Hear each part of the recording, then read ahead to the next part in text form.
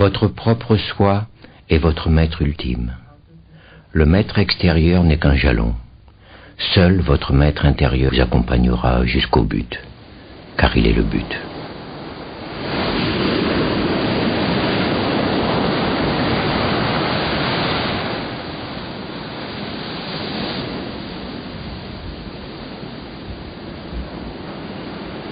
कल्पनेची होते कल्पना निरर्थक आहे. आता आकाश ही ज्याच्या पापणीचा प्रकाश आहे. पापणी उघडल्यानंतर आकाश निर्माण होते. मग तो कसा आहे? ब्रह्मांड प्रलयाने ज्याला स्पर्श केला नाही तो आया. ब्रह्मांड प्रलयाने सुद्धा ज्याला स्पर्श सुद्धा करू शकला नाही तो आया. होय म्हणत नाही ना. तुम्ही ओळखत नाही किंवा जाणत त्यामध्ये तो नाही म्हणणार. मला तुम्ही ओळखत तुम्हाला कळत नाही. Il dit, finalement, votre argumentation aboutit à ceci. Vous ne pouvez pas le saisir en échafaudant des concepts. Et vous vous sentez impuissant. C'est tout ce dont il s'agit. Vous voulez le capturer par des concepts, associer certains mots et dire « c'est ça ». Et c'est l'échec, car vous ne pouvez qu'échouer. Il dit « mon état, l'état ultime, est ainsi. Vous ne pouvez pas le décrire, mais il est toujours libre de tout univers. »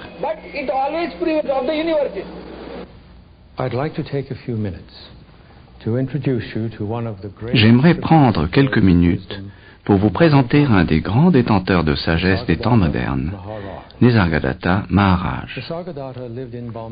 Nisargadatta a vécu à Bombay, en Inde, mais sa vision était universelle. Tandis qu'il menait une vie modeste de boutiquier pour assurer les besoins de sa famille, il ne voyait que la conscience, Dieu ou le soi en tous les êtres. Libre de toute expression extérieure de pratiques traditionnelles ou religieuses, il vécut simplement dans une conscience qui est un tout indivisible.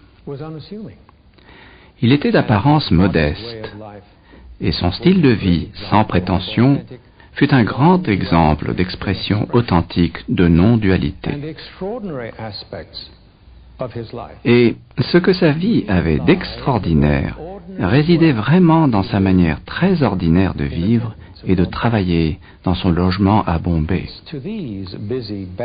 Des chercheurs fervents du monde entier se rendaient dans ces ruelles animées, simplement pour écouter ses paroles et l'interroger sur ce qui pourrait les aider dans leur quête sur la connaissance de soi.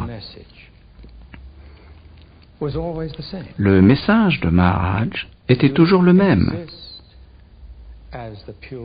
Vous existez en tant que pure présence, principe suprême, au-delà du mental et du corps. Demeurez en tant que cela. Et tandis que ces paroles guidaient ceux qui se tournaient vers lui, l'expérience pure et authentique de vivre dans la conscience au-delà du corps et du mental légitimait ces mots et éveillait les cœurs et les esprits à la reconnaissance de la vérité.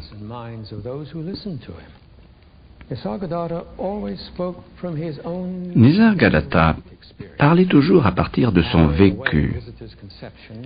Il écartait avec fermeté les opinions et les compréhensions intellectuelles que les visiteurs avaient de la vérité ou de la liberté et enseignait que nous sommes déjà libres, que nous n'avons jamais été aliénés. En nous tournant vers le dedans de nous-mêmes, nous voyons que le mental est une collection de pensées, juste une ombre sur l'écran de la conscience. Le regard intense de Maharaj transperçait l'âme jusqu'au plus profond d'elle-même. Néanmoins, il était infiniment compatissant envers ceux qui désiraient s'éveiller du rêve de l'ignorance.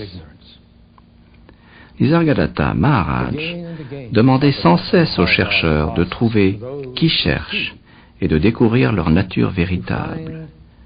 Joignez-vous à moi pour entreprendre le seul voyage qui en vaille la peine, le voyage à la découverte de soi. as we learn about the only journey worth taking, the journey of self-discovery.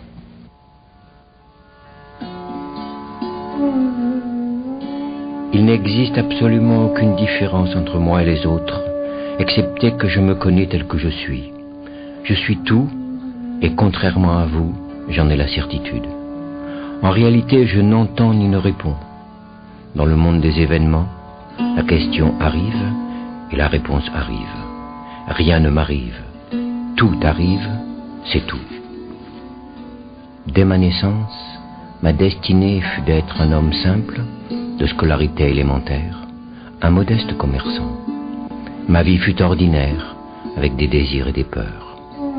Lorsque, par la foi en mon maître et l'obéissance à ses paroles, j'ai réalisé mon être véritable, j'ai laissé derrière moi ma nature humaine prendre soin d'elle-même, jusqu'à ce que sa destinée soit accomplie. Occasionnellement, il se produit une ancienne réaction, émotionnelle ou mentale, mais elle est immédiatement remarquée et écartée. Après tout, tant qu'on est encombré d'une personnalité, on est exposé à ses particularités et à ses habitudes. The fact that a young man who grew up in very impoverished circumstances, le fait que la grande illumination fut octroyée à un homme jeune, élevé dans un contexte de grande pauvreté, sans éducation scolaire, est pour moi une magnifique démonstration d'égalitarisme. À savoir que l'illumination est pour tout le monde, pour les veilleurs de nuit, pour les chauffeurs de car, pour les militaires, aussi bien que pour les docteurs, les avocats et les yogis professionnels. Ainsi, une vie de pratique spirituelle et une vie engagée dans le monde sont entièrement compatibles. Je trouve que Nisargadatta a admirablement illustré cela, et qu'il n'est pas nécessaire d'être dans un magnifique centre de retraite pour adopter une pratique spirituelle. C'est faisable dans un des faubourgs les plus misérables, pollué, fiévreux, bruyant, agité de Bombay, qui doit être une des villes les plus peuplées du monde. Par conséquent, n'importe lequel d'entre nous peut n'importe où adopter une pratique spirituelle. Nisargadatta était un Indien plutôt bourru, qui vendait des cigarettes dans la rue, et on ne sait trop comment il eut cette réalisation extraordinaire, puis il est resté chez lui à attendre d'éventuels visiteurs. Comme vous pouvez le voir sur les photos, il n'était pas particulièrement beau, mais d'une certaine façon il irradiait une sorte de joie, de beauté et de présence qui faisait que vous tombiez amoureux de lui. Ou plutôt, il avait quelque chose de magnétique qui ne provenait même pas de lui, mais de ce vide immense dont il était le porte-parole. Les mots venaient de bien au-delà de ce petit Indien âgé, vendeur de bidi, et être en sa présence était remarquable.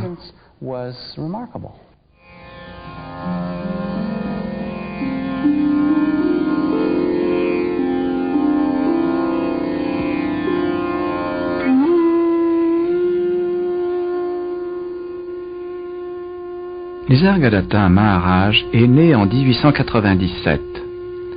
Ses parents le nommèrent Maruti Shivrampant Kampli. Il fut élevé dans un village du sud de Bombay, où il aida son père dans ses activités agricoles.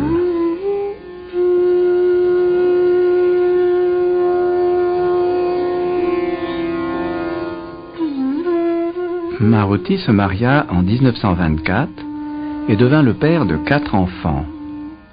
Peu de temps après, il ouvrit une petite boutique dans laquelle il vendit des articles de ménage, du tabac et des bidis, genre de cigarettes faites à la main.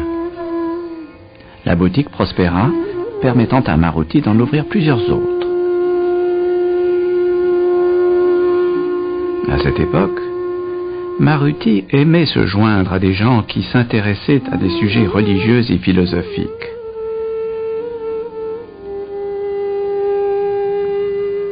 Le désir latent de vivre ce dont il était question dans ces entretiens s'éveillait lentement en lui. Bien que ses succès en affaires lui permettaient de subvenir aux modestes besoins de sa famille, il ne suffisait pas à le combler intérieurement.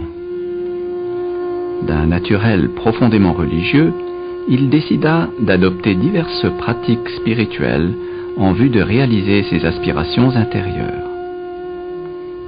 Un de ses amis, qui était allé voir un saint homme à Bombay, persuada Maruti de l'accompagner lors de sa visite suivante. Maruti avait alors 36 ans, et cette rencontre se révéla être le moment décisif de sa vie. Sa soif de vérité l'avait finalement conduite à son gourou, Siddharameshwar Maharaj. Maruti adopta immédiatement le saint homme comme maître et entreprit sa pratique spirituelle avec grande foi et détermination. Plus tard, Maharaj dit à propos de son maître: Quand j'ai rencontré mon gourou, il m'a dit: vous n'êtes pas ce que vous croyez être. Découvrez ce que vous êtes, observez le sentiment « je suis », découvrez votre véritable soi. Comme j'avais confiance en lui, je lui ai obéi, j'ai fait ce qu'il m'a dit. Je passais tout mon temps disponible à me contempler intérieurement en silence. Quelle différence, et en si peu de temps. Il ne me fallut que 3 ans pour réaliser ma vraie nature. Mon gourou est mort peu de temps après notre rencontre, mais cela ne changea rien. Je me souvenais de ce qu'il m'avait dit, et je persévérais. Le fruit est ici, avec moi. Le jour de mon arrivée, il a dit que la conscience qui était en moi, et en lui, et en l'âne dehors, et en Sri Krishna, était la même conscience. Non, non, impossible. Je me suis alors enfui vers la gare de Victoria pour essayer d'obtenir un billet de retour à l'ashram. Mais il n'y avait pas de place disponible. Je devais donc attendre 1 semaine, et c'est comme ça que je suis arrivé là. Maharaj n'était pas un gourou ordinaire. Ce qui m'a paru extraordinaire, c'est que c'était un homme très très simple. Il disait « je sais à peine lire et écrire », ce qui, je crois, était un peu exagéré. Mais naturellement, il n'avait jamais lu les Védas. Jamais il ne citait les Saintes Écritures ou quoi que ce soit d'autre.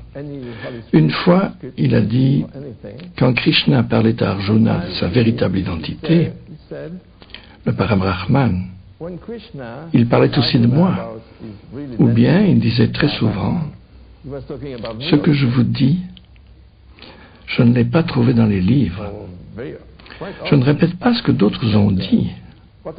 Il ne s'agit pas de oui dire. C'est mon histoire dont je vous parle. Mon histoire. We had been told by our friends to get the book I Am That. We were in India. Alors que nous étions en Inde, un ami nous avait télégraphié d'Argentine pour nous conseiller de nous procurer le livre Je suis. J'en avais ma claque des gourous, je ne voulais plus en voir. Nous avons quand même acheté Je suis, puis nous nous sommes précipités directement chez Maharaj, dont l'adresse figurait sur le livre. Sa belle-fille nous ouvrit et nous dit « Revenez, revenez à 11 heures ». Nous sommes donc retournés à la plage et nous avons commencé à lire « Je suis » à une allure folle, puis nous sommes revenus à 11 heures. Tandis que je montais les escaliers, mon cœur battait la chamade. Quelqu'un venait tout juste d'être jeté dehors parce qu'il portait une robe jaune. Il me semble que c'étaient des gens de Rajneesh et il les avait jetés dehors. J'ai dit, mon Dieu, j'espère qu'il ne va pas nous jeter dehors. Alors il me désigna du doigt, vous, comment vous appelez-vous et d'où venez-vous? Naturellement, c'était traduit et j'ai répondu, France. Que savez-vous? Je lui ai dit ce que je pensais savoir. Je ne suis pas le corps, pas le mental, je suis pure conscience. Il se frappa la tête et dit, « Vous, asseyez-vous. » J'étais tellement heureuse, j'ai immédiatement senti, c'est cela, c'est enfin cela. À partir de ce moment, la félicité ne m'a plus quittée.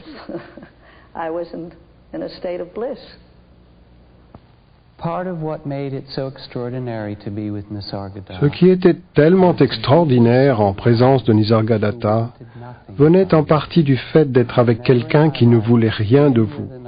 Il ne m'était jamais arrivé d'être avec quelqu'un qui voulut moins de moi ou de qui que ce soit. Et cela donnait une impression de liberté et d'amour immense.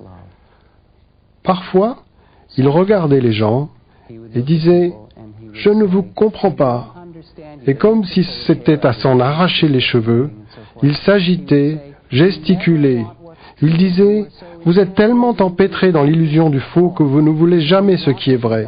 Il disait aussi « Vous voulez ce que vous n'avez pas et vous n'avez pas ce que vous voulez. Et alors vous souffrez et continuez à souffrir. » Puis il ajoutait « C'est tellement incohérent. Pourquoi ne pas simplement inverser? Vouloir ce que vous avez et ne pas vouloir ce que vous n'avez pas. » Il disait « C'est si simple, vous pourriez être heureux. La liberté est disponible ici même. Vous voulez de petites choses alors que vous pourriez avoir l'univers entier. L'éternité, prenez-les. »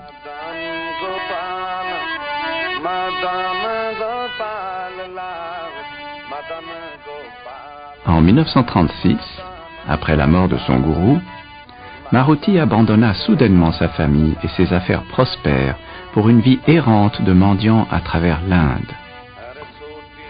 Pendant cette errance, il eut la chance de rencontrer un disciple de Siddharameshwar Maharaj qui le persuada qu'une vie active, sans avidité, avait beaucoup plus de sens que de telles errances. Maruti prit cet avis à cœur et retourna à Bombay pour découvrir que seule une de ses boutiques de midi prospérait encore. Sentant qu'elle suffisait à ses modestes besoins, il travailla pendant la journée à la boutique tout en se vouant à sa recherche de la réalisation de soi. Maruti éprouva le besoin d'avoir une pièce séparée pour intensifier sa recherche. Aussi, il aménagea une mezzanine dans son modeste logement de Bombay, lui permettant de se retirer dans la solitude intérieure. À l'âge de 39 ans, Maruti avait réalisé sa véritable nature, la conscience éternelle. Il prit le nom de Nisargadatta, ce qui signifie « celui qui demeure en l'état naturel, au-delà de la manifestation ». Plus tard, lorsqu'il ne fut plus possible de dissimuler la profondeur de sa réalisation, des visiteurs vinrent du monde entier pour rencontrer Nisargadatta Maharaj et éclaircir leurs doutes. Au fil des années, un nombre croissant de personnes lui rendit visite dans sa petite pièce du haut, apportant leurs espoirs, leurs peurs, leurs idées sur la spiritualité élaborées par la pensée conceptuelle. Maharaj voyait directement dans les régions les plus profondes de leur être et les ramenait à la vérité de leur propre identité, en les aidant à transcender les idées limitées sur qui et quoi ils sont vraiment.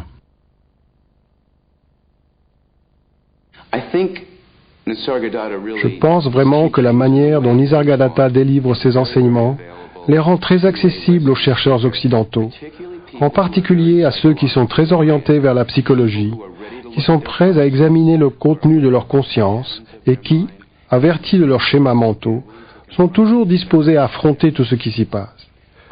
Plutôt que d'essayer de complètement transcender, se détacher, je dirais se dissocier de la conscience, de ce qu'on vit, ce qui est le propre de beaucoup de voies orientales, Maharaj rassemble en quelque sorte les deux démarches, c'est-à-dire l'aptitude à regarder ce qui est, et également l'aptitude à regarder ce qui est tout en abandonnant ce qui est.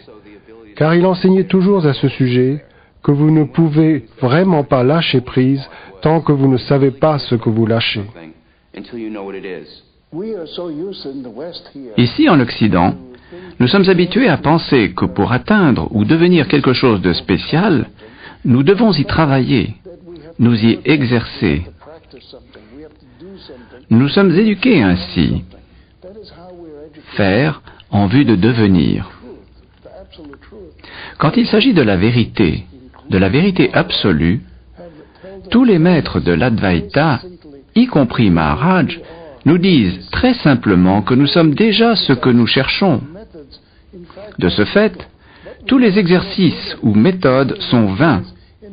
Mais il se peut que nous devions en passer par là pendant de nombreuses années avant d'en prendre conscience. Maharaj ne perd pas de temps du tout. Il va directement à la question du « je suis » et dit que vous n'avez pas à devenir quelque chose. Tout ce qui est requis est un changement de compréhension. Vous devez simplement voir ce que vous n'êtes pas et à partir de là, ce que vous êtes deviendra très clair. C'est donc très différent des voies progressives qui peuvent continuer sans fin et peut-être ne jamais arriver à ce qui est cherché.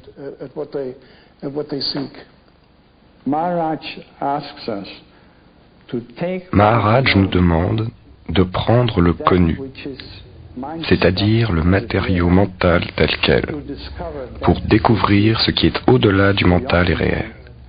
Car aller directement au réel reviendrait à s'illusionner soi-même. Ce serait encore le mental faisant à nouveau des siennes. Ce serait encore le mental projetant toutes sortes de concepts superbes, néanmoins des concepts. Voir les concepts en tant que concepts mène immédiatement au silence, et dans ce silence quelque chose de beaucoup plus vaste est perçu. Et c'est la manière la plus saine, la plus sûre de procéder. Un visiteur demanda à Maharaj pourquoi la réalisation de sa véritable nature était si importante. Sans la réalisation, vous serez consumé par la répétition insensée des désirs et des peurs dans des souffrances sans fin. La plupart des gens ignorent qu'il peut y avoir une fin à la douleur. Mais une fois qu'ils ont entendu la bonne nouvelle, il devient évident pour eux que la tâche la plus urgente est d'aller au-delà de tous les conflits et de toutes les luttes. Vous savez que vous pouvez être libre, et à présent cela dépend de vous. Ou bien vous restez à jamais affamé et assoiffé, à jamais défait et affligé, ou bien vous sortez d'ici en cherchant de tout votre cœur l'état de perfection intemporelle auquel rien ne peut être ajouté, duquel rien ne peut être retranché. En lui n'existe ni désir ni peur, non parce qu'on y a renoncé, mais parce qu'ils ont été vidés de leur sens. Les chercheurs qui rendaient visite à Maharaj voulaient savoir comment parvenir eux aussi à cette conscience. Comment procédez-vous pour découvrir quoi que ce soit? En y fixant votre esprit et votre cœur.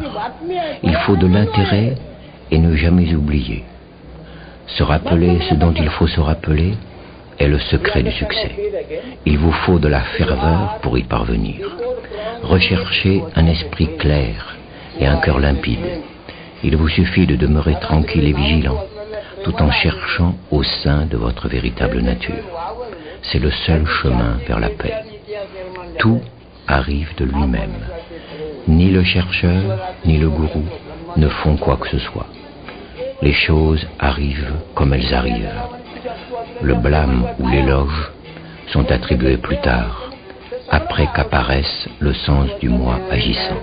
Je voulais une stabilisation totale. Par la recherche et en apprenant comment chercher et démanteler votre conscience personnelle, l'espace vide devient de plus en plus disponible. Et cela devient donc un processus sur lequel vous n'avez plus à travailler constamment.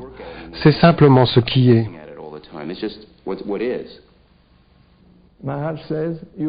Maharaj dit, vous êtes l'absolu, vous êtes Parabrahman.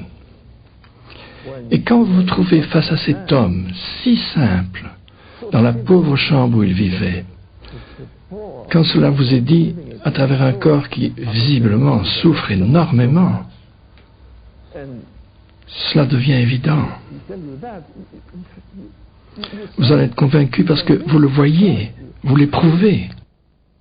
Le point essentiel de son enseignement est que nous sommes déjà absolument libres, qu'il n'y a rien que nous ayons à faire, à construire, à devenir ou à changer en nous.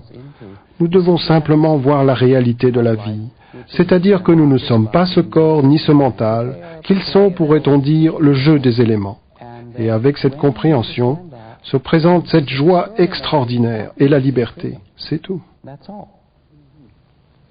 Les visiteurs posaient souvent des questions sur l'effort et sur l'aide que les disciplines spirituelles apportent à l'éveil du rêve qu'est l'ignorance. Lorsqu'on a besoin d'effort, l'effort apparaît. Lorsque l'absence d'effort devient essentielle, elle s'affirme d'elle-même. Vous n'avez pas à régenter la vie. Laissez-vous simplement porter par son flux et consacrez-vous entièrement à cette tâche du moment présent, qui est de mourir maintenant au maintenant. Car vivre, c'est mourir. La vie ne peut exister sans la mort. On doit en définitive aller au-delà du savoir, mais la connaissance doit apparaître, et on peut y parvenir grâce à une méditation constante. En méditant, le savoir « je suis » progressivement se stabilise, fusionne avec la connaissance universelle, et devient ainsi totalement libre, comme le ciel ou l'espace. Ceux qui viennent ici avec l'idée d'acquérir un savoir, même spirituel, viennent en tant qu'individus visant à obtenir quelque chose. C'est la véritable difficulté. Le chercheur doit disparaître. Lorsque vous connaissez votre véritable nature, la compréhension « je suis » demeure, mais cette connaissance est sans limite. Il ne vous est pas possible d'acquérir la connaissance. Vous êtes connaissance. Vous êtes ce que vous cherchez. Votre être véritable est antérieur à l'apparition de tout concept. Plongez profondément en vous-même et vous le trouverez facilement et simplement. Allez dans la direction du « je suis ». Tout existe dans le mental. Le mental et le corps sont tous deux des états intermittents. Le résultat de ces flashs crée l'illusion de l'existence. Cherchez ce qui est permanent dans le transitoire, réel dans le non-réel. C'est la sadhana ou pratique spirituelle.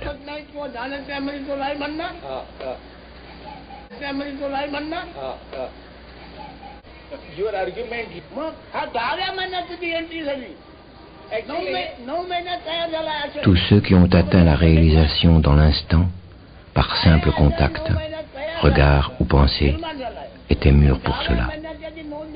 Mais ils sont très peu nombreux. La majorité a besoin de temps pour mûrir. La sadhana est une maturation accélérée. Comment aborder cette pure présence dont parle Maharaj sous l'aspect d'être un avec elle? En tout premier lieu, vous devez réaliser que vous êtes la preuve de tout, y compris de vous-même. Aucun être ne peut prouver votre existence, car son existence doit d'abord être confirmée par la vôtre. Votre existence et votre connaissance sont les vôtres. Vous venez de nulle part et n'allez nulle part. Vous êtes être et présence intemporelle. Développez l'attitude témoin et vous découvrirez par votre propre expérience que le détachement suscite le contrôle. L'état témoin est plein de puissance. Rien de ce qui le concerne n'est passif. Gardez simplement présent à l'esprit le sentiment « je suis ». Fondez-vous en lui jusqu'à ce que votre esprit et vos perceptions deviennent un. En renouvelant les tentatives, vous trébucherez sur le juste équilibre de l'attention et votre esprit s'établira fermement en la pensée-perception « je suis ». Quoi que vous pensiez, disiez ou fassiez, le sentiment de l'être immuable et aimant demeure comme l'arrière-plan à jamais présent du mental. Maharaj m'a aidé à faire l'expérience de ce que je suis et de ce que vous êtes véritablement en vertu de la grâce transmise par la lecture du livre Je suis. C'est ainsi que cela s'est produit pour moi. Et lors des entretiens que j'ai eus avec lui, Nisargadatta Maharaj m'a très clairement indiqué que dans mon cas, La transmission avait déjà eu lieu par la manière dont j'avais adopté l'enseignement qui m'était offert dans Je suis. Ce qui est merveilleux, c'est que la même opportunité existe pour quiconque lirait ce livre. Je peux assurer que le pouvoir qui était présent pour moi dans Je suis est toujours vivant aujourd'hui. Il n'est pas nécessaire que Nisargadatta soit présent et en vie dans son corps. The I amness initially is Initialement, le Je suis est un pâle reflet de ce qui est. Ce n'est pas vraiment ce qui est, mais un reflet filtré à travers notre mental. Ce Je suis se développe de plus en plus quand nous méditons sur lui. Il se développe, puis en fait, il finit par s'évanouir en tant que concept dans la vision de son irréalité. Alors, ce Je suis devient quelque chose de totalement différent. Cela devient ce qui est.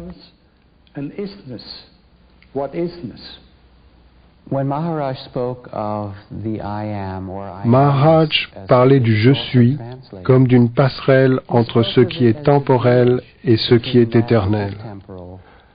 En reconnaissant que toutes les formes des sens, de la vue, de l'ouïe, de l'odorat et de la pensée sont changeantes, et en sortant, en dépassant leurs limites, on devient, pour ainsi dire, le témoin de ces choses. C'est ce qu'il nommait le sentiment « je suis ». Tout change, excepté ce témoin qui peut savoir qu'il en est bien ainsi.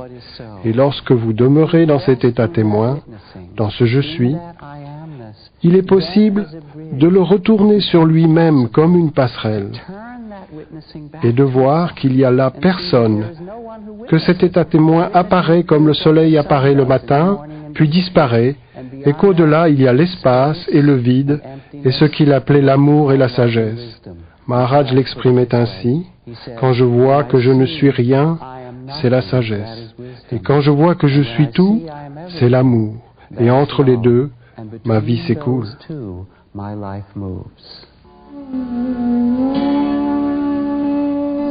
Maharaj parlait souvent de son gourou et du rôle du maître dans la vie spirituelle.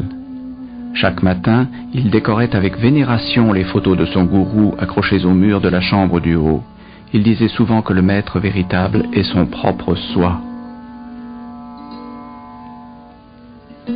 Le plus grand gourou est votre soi intérieur. En vérité, il est le maître suprême. Lui seul peut vous conduire à votre but, et lui seul vient à votre rencontre au bout du chemin. Faites-lui confiance, et vous n'aurez besoin d'aucun gourou extérieur.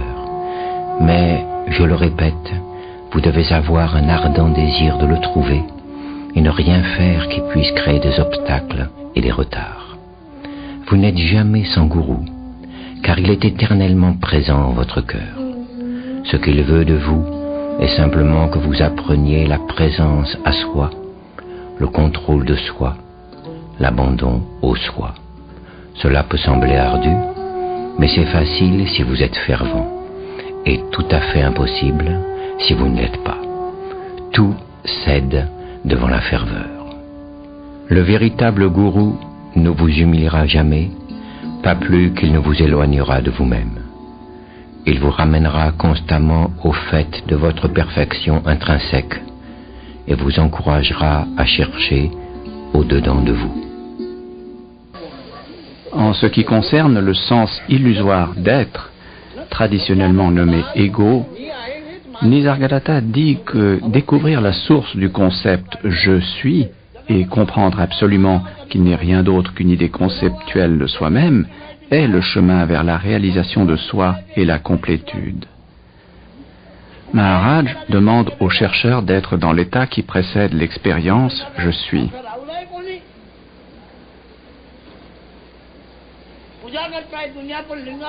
Le concept « je suis » vient spontanément et s'en va spontanément.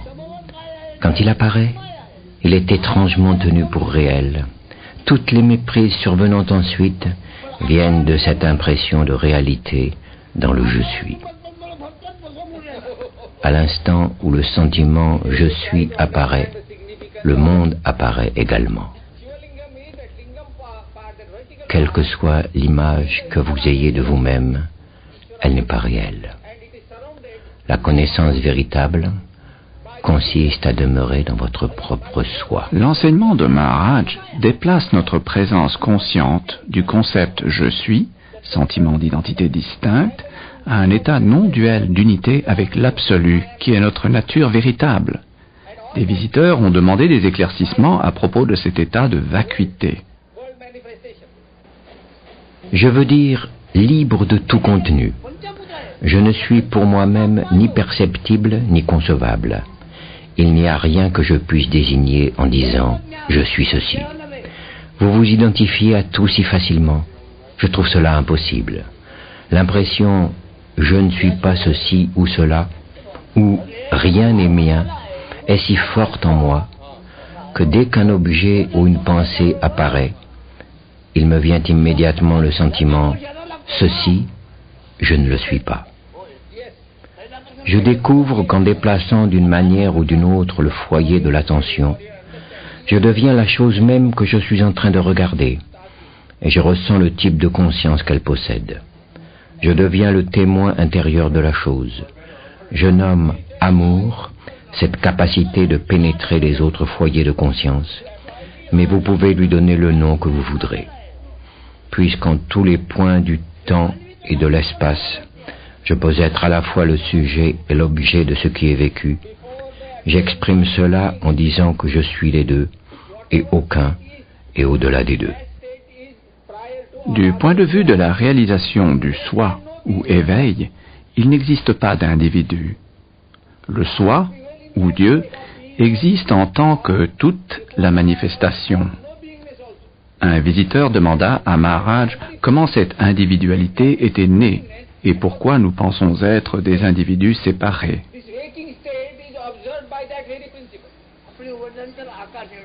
Vos pensées concernant l'individualité ne sont vraiment pas vos pensées, ce sont des pensées collectives. Vous croyez être celui qui a les pensées. En fait, les pensées surgissent dans la conscience. Au fur et à mesure que se développe notre connaissance spirituelle, notre identification avec le corps mental diminue et notre conscience se déploie en conscience universelle.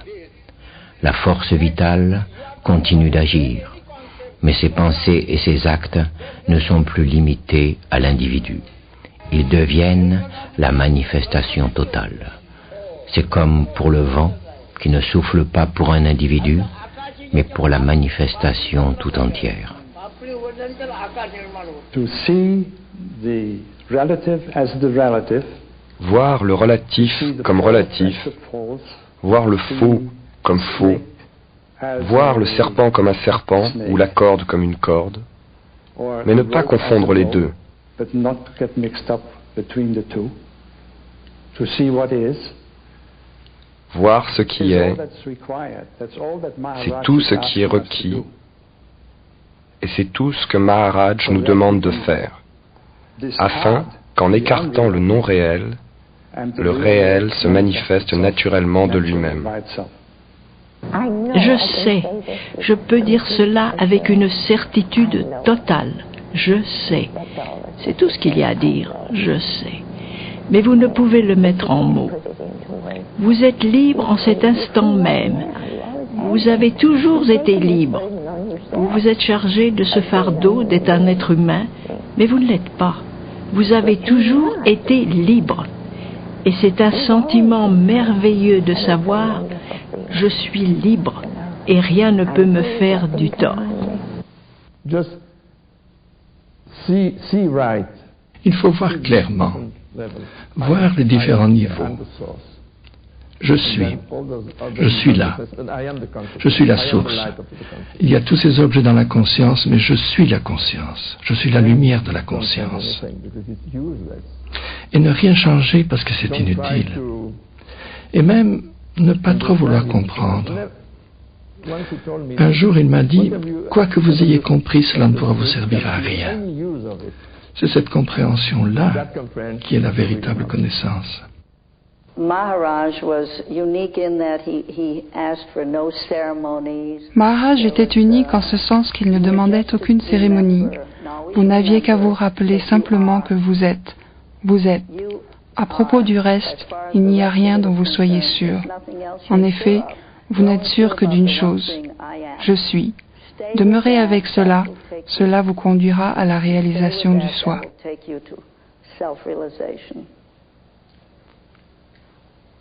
C'est ainsi, c'est simple. Je suis allé un jour le voir, et sans que je le sache, c'était la 8e fois que je le rencontrais. Je lui rappelais une question que je lui avais posée une autre fois, lui disant, quand me vient la pensée, je me hais, je m'y accroche et je dis, c'est moi. Ou bien c'est la pensée, je m'aime, et en quelque sorte je m'y identifie, c'est moi. Et je lui demandais à nouveau, comment cela se produit-il? Il se fâcha tout rouge, se leva, se mit à arpenter la pièce, à gesticuler, à crier, « Cela fait assez de temps que vous êtes ici. Vous devriez maintenant le savoir. Il n'existe pas de naissance, pas de mort, pas de personne. Tout cela est un concept, une illusion. » Tandis qu'il poursuivait ainsi, cette sorte de lumière me traversa, et il me dit, « À présent, vous connaissez le rien, et à présent, vous pouvez partir. » Je sortis de la pièce pour aller prendre mon train pour un voyage de 3 heures vers la jungle où je vivais alors. Et tandis que je traversais cet affreux Bombay et sa folie, je pénétrais réellement cette vacuité. Et la seule chose dont je me souvienne, c'est que 2 heures plus tard, alors que je me préparais à descendre du train, je suis sorti soudain de cette vacuité pendant une seconde, et je me suis souvenu qu'il avait dit, « Êtes-vous disposé à rester 8 jours et à absorber l'enseignement ?» Je comptais alors les jours, et c'était le 8e.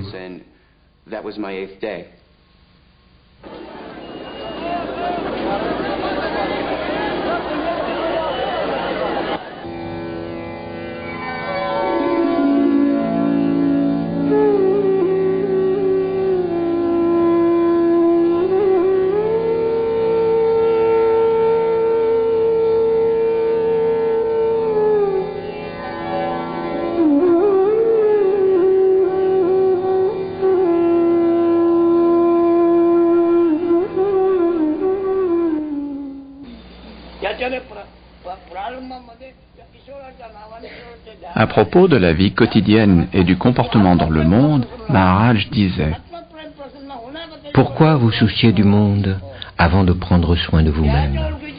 Vous voulez sauver le monde, n'est-ce pas? Pouvez-vous sauver le monde avant de vous sauver vous-même? Et que veut dire être sauvé? Sauvé de quoi? De l'illusion. Le salut, c'est voir les choses telles qu'elles sont. Demeurez tranquille.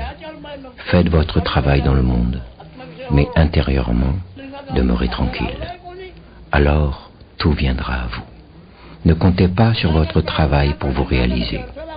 Il se peut qu'il profite aux autres, mais pas à vous. Votre espoir est dans le silence de votre mental et la quiétude de votre cœur. Que rien ne vous retienne d'assumer vos fonctions.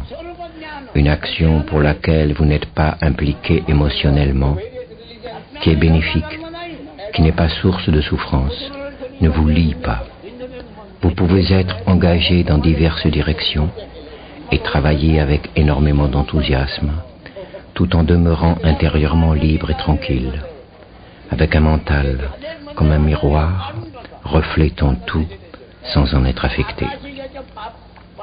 L'imprévu est certain de se produire, tandis que ce qui est attendu pourrait ne jamais arriver. Tout est parce que vous êtes. Accrochez-vous fermement et profondément à ce point et demeurez sans cesse en lui. Réalisez l'absolue réalité de tout ceci est la libération. le corps de Nisargadatta succomba au cancer en 1981. Pendant la dernière année, tandis que son corps devenait de plus en plus faible, il refusa d'arrêter le flot des visiteurs. Par une compassion immense et l'urgence des chercheurs spirituels en provenance du monde entier, sa petite pièce était entièrement remplie chaque jour. L'enseignement de Nisargadatta, son message, continue à guider les chercheurs. Il insuffle en eux que la réalisation est possible ici maintenant et que, par une recherche sincère et la foi en l'enseignement, on peut, comme lui, vivre dans un état de totale liberté et de paix suprême.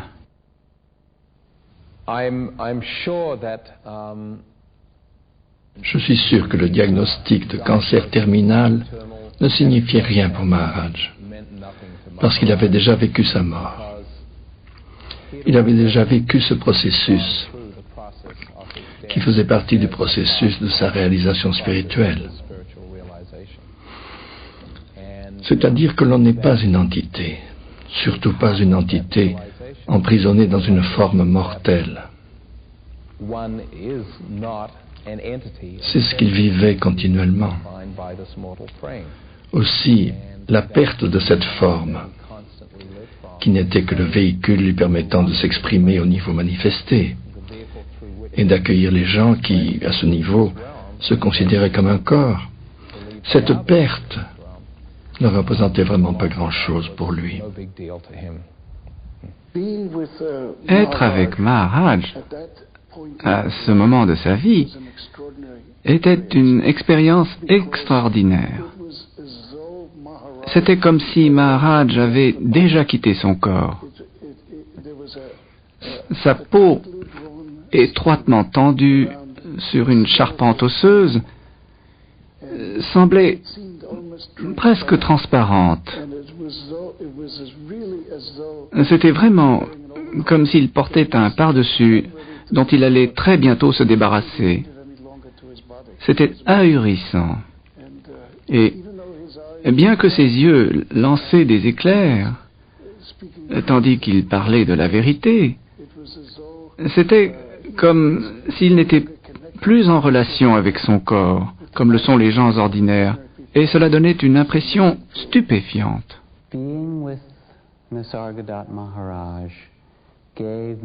Nisargadatta m'a permis de vivre ma plus profonde expérience d'être auprès d'un être humain réellement libre. Cette liberté était remplie d'amour, de vie, de spontanéité, de courage, et au-delà de tout cela, de tranquillité absolue. Cela touchait cette même énergie en moi, et à présent je sais que c'est vrai. C'est aussi simple que cela. La liberté et le bonheur absolu seront vôtres en un instant. C'est votre droit dès la naissance. Si vous le revendiquez, vous n'avez qu'à examiner sincèrement la question « Qui suis-je ?» voir ce « Je suis » témoin de toute chose, puis vous tourner vers lui et voir que même ce « Je suis » apparaît et disparaît, et découvrir ainsi la liberté absolue. Elle est là pour vous.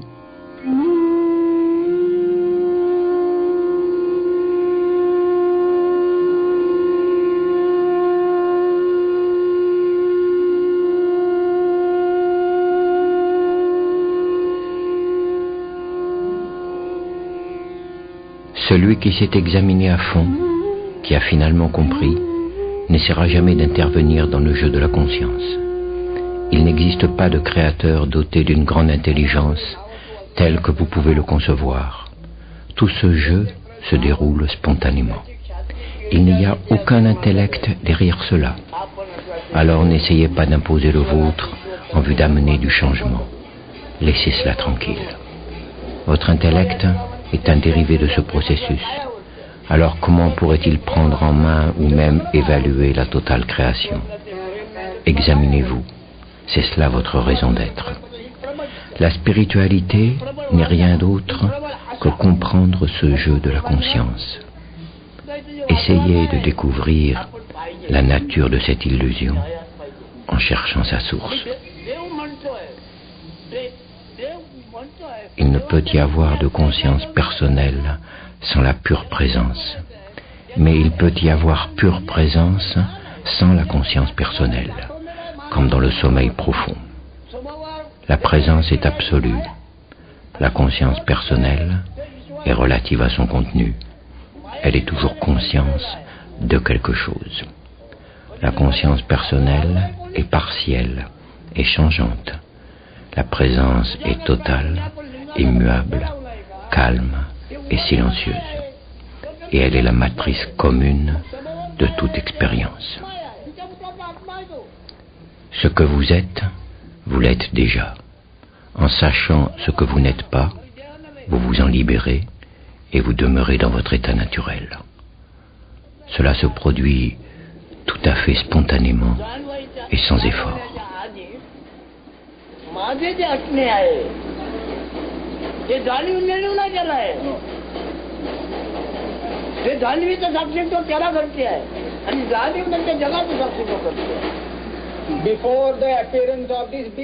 Avant l'apparition de cet être-té, cet état, quel qu'il puisse être, est antérieur, ou plutôt au-delà de l'état d'être et du non-être. Je prédomine en cet état, avant l'apparition de l'être-té, et aussi avant l'apparition de la non-être-té. Et avec l'état de veille, ce monde entier se manifeste. Mon monde se manifeste en raison de mon être-té. Cela aussi est observé par cet état qui est antérieur à l'être-té.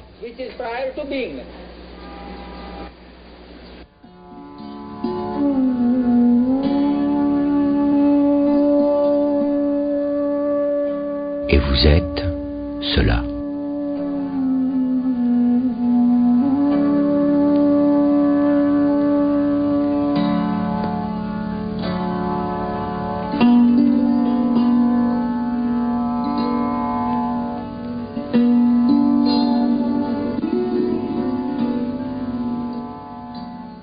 Le point essentiel de son enseignement est que nous sommes déjà absolument libres et qu'il n'y a rien que nous ayons à faire, à construire, à devenir ou à changer en nous. Nous devons simplement voir la réalité de la vie, c'est-à-dire que nous ne sommes pas ce corps ni ce mental, qu'ils sont, pourrait-on dire, le jeu des éléments, et avec cette compréhension se présente cette joie extraordinaire et la liberté.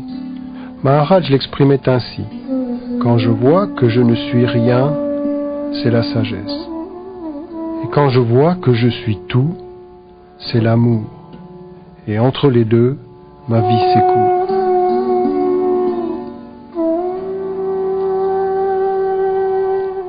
Maharaj mourut le 8 septembre 1981. Sa présence demeure. Elle est la conscience en chacun de nous.